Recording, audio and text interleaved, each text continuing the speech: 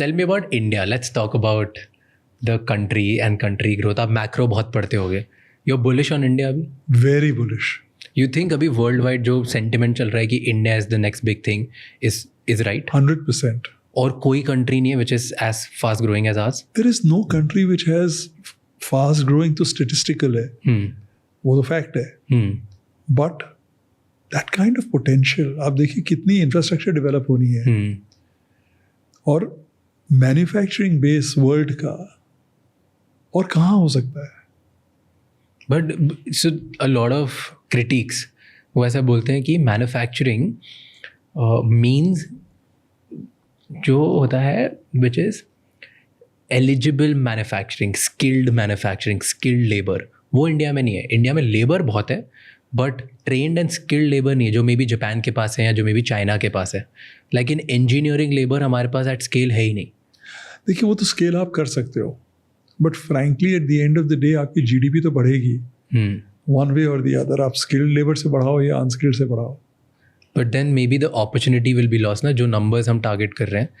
Because there is a big difference between कि मैं semiconductor का हब बनता हूँ कि मैं सॉक्स का हब बनता हूँ दुनिया में. सॉक्स बनाऊंगा तो मैं प्रॉब्लम इतना बड़ा नहीं होगा. आप हब बनोगे. I mean there is enough skilled labour for products like this. You believe so? I think so. I was chairing IIT Kharagpur for 12 years. And when you see the kind of kids who are coming into IITs and the kind of education they get, it's incredible.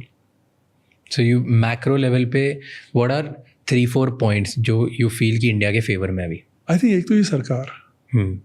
The way they have articulated and implemented the policies.